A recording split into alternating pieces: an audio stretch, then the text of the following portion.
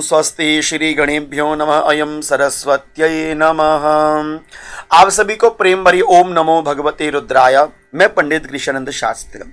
भगवान शिव का पावन पवित्र व्रत, समस्त मनोकामनाओं को परिपूर्ण करने वाला व्रत, घर परिवार वैभव व्यापार चारों ओर से सुसंपन्न करने वाला अनंत अनंत अनंत कृपाओं से परिपूरित भगवान शिव का त्रयोदशी व्रत कहा जाता है, जिसे प्रदोष व्रत।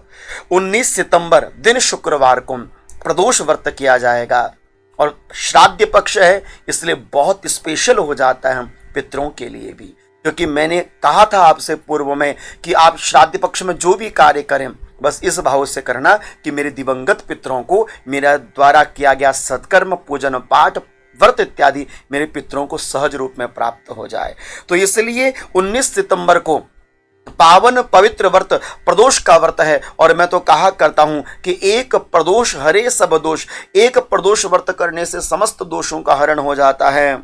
इसलिए आप प्रदोष व्रत करें और प्रदोष व्रत बहुत बहुत बहुत उत्तम फल को देने वाला है।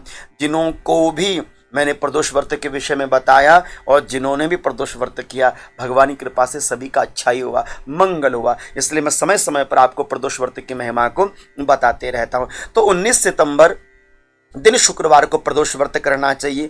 प्रदोष व्रत भगवान शिव को समर्पित है, शुक्रवार का दिन माता लक्ष्मी को समर्पित है। तो इस दिन क्या और विशेष कर सकते हैं कि लक्ष्मी की कृपा भी बनी रहे। सबसे पहले तो प्रदोष व्रत की विधि को समझ लीजिए कि प्रदोष व्रत से एक दिन पहले आप किसी भी निकट के शिवालय में चले जाएं, वहां एक दीपदान संध्या काल के समय करके आए, महादेव को प्रणाम करके आए।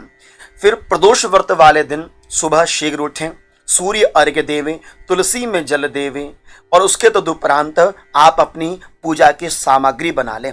पूजा की सामग्री में आपने क्या क्या रखना चाहिए? भस्म चंदन इत्यादि रख लीजिए। भस्म चंदन के तदुपरांत आप चावल 11 तिल 11 जौ है ना बनाकर रख लीजिए। 2 मिट्टी के दीप होने चाहिए। इस प्रकार से आप सारी व्यवस्था करें और विशेष हो सके तो दूध यदि गाय का मिल जाए कच्चा अवश्य में रखना चाहिए।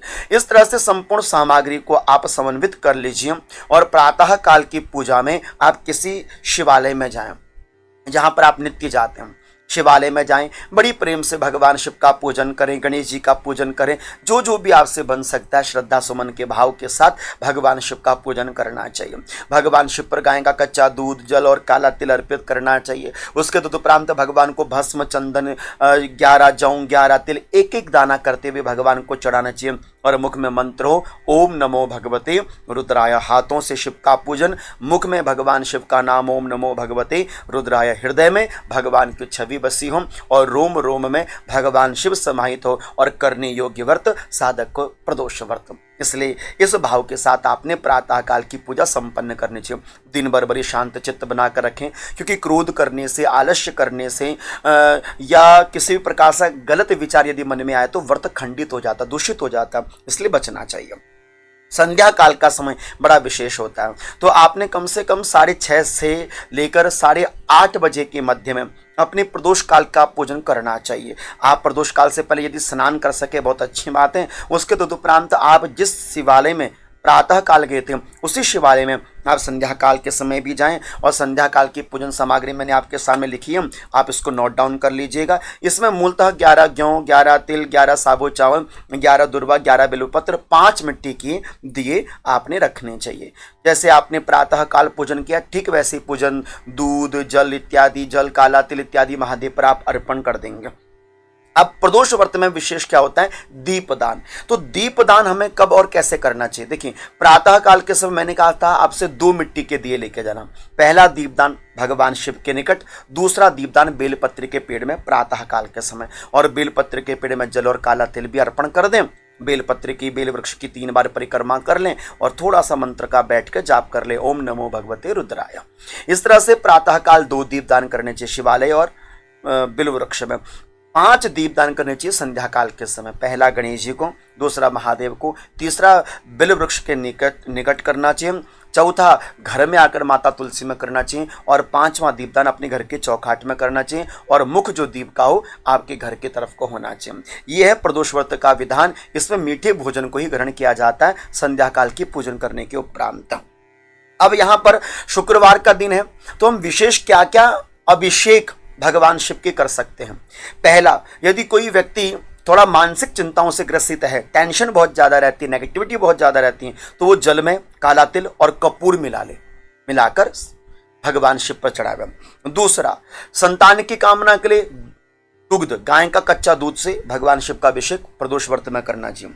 शुक्रवार का दिन है, तो श्वेत चीजों का प्रयोग ज्यादा करना चाहिए। दधी के प्रयोग करने से वंश वृद्धि होती है। और पांचवा, जो लक्ष्मी की प्राप्ति करना चाहते हैं, तो शास्त्र कहता है श्रिया इक्षु रसेंच, माता लक्ष्मी को रसदार फल अथवा गन्ने के रस से प्रसन्नता मिलती है। और महादेव के ऊपर गन्ने का रस यदि आप चढ़ाते हैं अभिषेक के रूप में, तो माता लक्ष्मी की प्रसन्नता आपको प्राप्त होती है। जिनसे कुछ ना बन सके, वो केवल एक जल का लोटा, उसमें काला तिल डाल के महादेव को अर्पण करें। ये भी ना बन सके तो केवल महादेव को प्रणाम कर दीजिए। बस अवश्य में प्रदोष के दिन व्रत करना अति श्रेष्ठ है, दर्शन करना और भी उत्तम है।